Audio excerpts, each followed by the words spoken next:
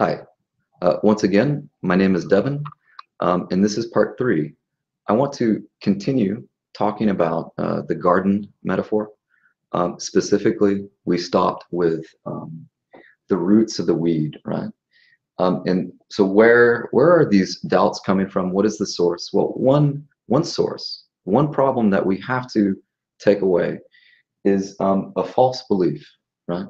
And this false belief is basically that everything about school and really the model and the method that we use to teach and learn, everything's okay with that.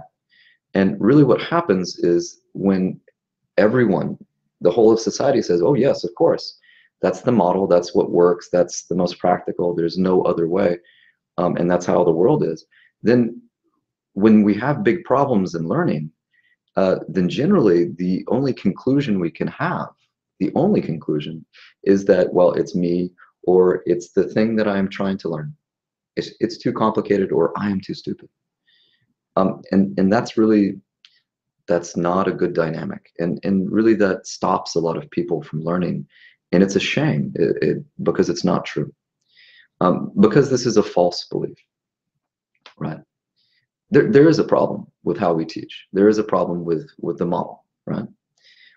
Now, because it's a false belief, I want to talk a little bit about what is a belief, because a belief is kind of a difficult thing to see. And it's a difficult thing to explain. It's not very obvious. And actually, if we are doing everything we need to be doing in our daily lives, going to the store, working, cooking a meal, or living in our houses, doing things, our daily lives, basically. Well, we don't notice our beliefs because our beliefs are fundamental. They are how we see the world, how we interpret the world. What we think is normal or not normal, or good or bad. So there's, I guess several types of beliefs, but some beliefs are very, very transparent. They're fundamental to our lives, like our experience and what we think. Now, let me explain a little better. A belief, for me, it's kind of like, okay, a photographer has a camera, one of the old school cameras, not the digital camera, and they look through a lens. Now, for me, that belief is the camera lens. The photographer doesn't notice it. They don't pay attention to it. And it kind of shows them, and it shows them how the world is shaped, right? And so they see through that, and they see only through their belief when they look in the camera, right? Now, what happens here is they look through the lens, they do not notice the lens, and they don't focus on the exact shape of the lens, and they see an image, for example, a tree. Now, this image, actually, the light reflects and goes back and through the lens. And what happens with beliefs that are very fundamental, how the world works, what is normal, we look through them at the real world, and then the image that is reflected, that understanding, is also passes through our system of beliefs, our belief.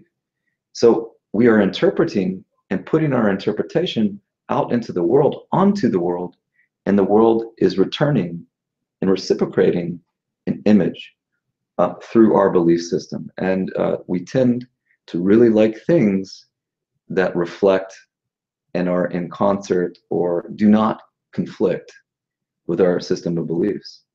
Well, for example, this is a belief in general, and beliefs can be true, beliefs can be false, beliefs can be positive or negative, all sorts. Let's talk about a true belief for an example and a contrast. Now, here's a belief, and this is pretty fundamental of how the world works, right? A dog barks, right? Yeah, do you agree? A cat meows. Well, at least in English, they bark and they meow. But do you disagree or agree? I don't think anyone would disagree, because this is actually not controversial. It's uncontroversial. Everyone in the world agrees. Goes, yes, a dog makes this sound, a cat makes this sound, right?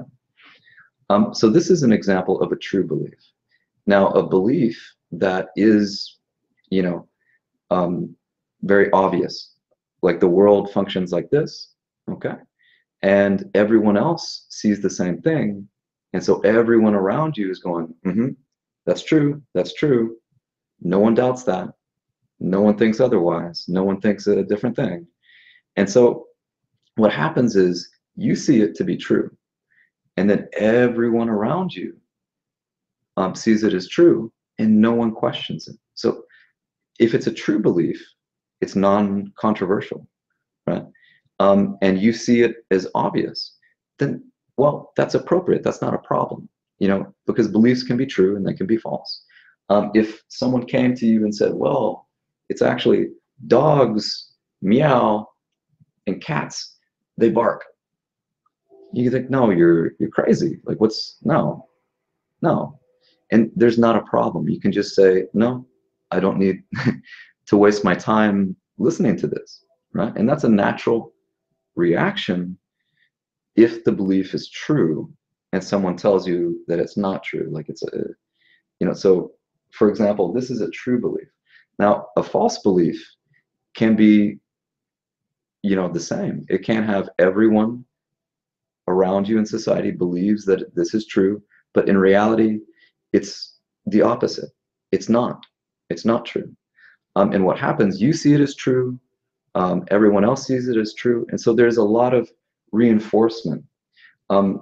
There's a lot of reinforcement in this belief, because you see, well, school is a-okay, and then everyone else says, well, whether you like it or not, that's how the world is, that's how we learn, that's how school is. And so there's a lot of reciprocation from your own beliefs, because you experience school and you go to school a lot. And so this is a reinforced habit, and it's also reinforced by other people. Okay, so we have a classroom. Does this look familiar? It's basically the typical classroom, no? The elements that we have the student along with many students. We have the teacher, we have the board, and we have the textbook, right? And the textbook basically has, you know, explanation, exercise, then another explanation, exercise. And this can be any subject. This is the basic, right? Explanation, exercise, you know, bumpa and practice, bumpa, practice. And then we have evaluation. We have, you know, we go through a unit or a chapter, bump, bump, bump, and then test. Bump, bump, bump, another test. Bump, bump, bump, an exam. And, you know, the students start to expect this routine because it is a routine. It's also, it gives you a very easy to understand structure, right? No one is confused when they do like maybe 1 or 2 years of school. Well, you study the textbook, bum, bum, bum, you memorize, you have the information, and then you on the test or the quiz or the exam. So this actually gives us stability. You know, it is a structure, it is stable, and it's predictable. And what happens though is that since a very early age, students start to depend on this structure, start to depend on this routine. And we are very impressionable when we're children. We're actually creating this belief of how the world is.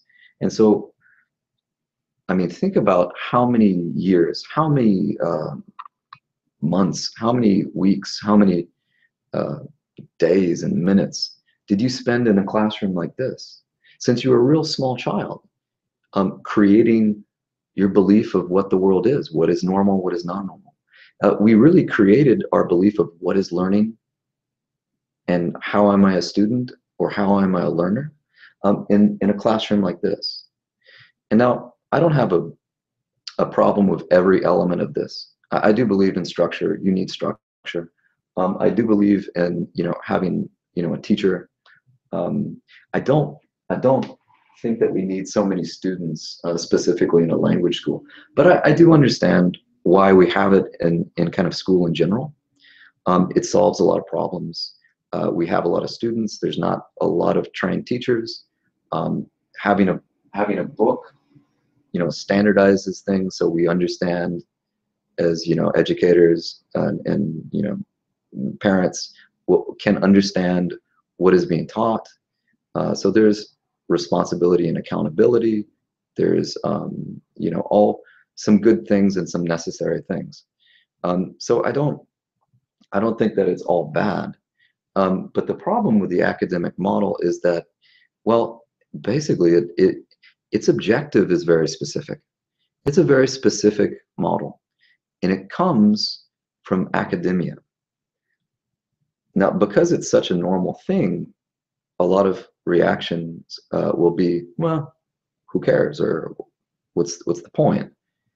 But really, its objective is to find people that need to go to academia, to find academics, right? It's not made to help people that will work and have other professions. It's not made to help people that work with technology or people who work in business. It's not made specifically to help and to find people that are, mechanics or construction workers or, in customer service or administration. They're just, it works great for these students who will go on in the future and be academics. I mean, that's what it's for. And that the problem, though, is out of the many professions in the world, being a professor or an academic is just one of them. And so it's really not servicing, and it's not created for the majority of the students. And that ends up to be a big problem. So I think that's all for this video. In part 4, I will continue to talk about the academic model, and specifically what happens when we use it in a language school and we use it to learn a second language. So thank you for watching, and I hope it benefits you.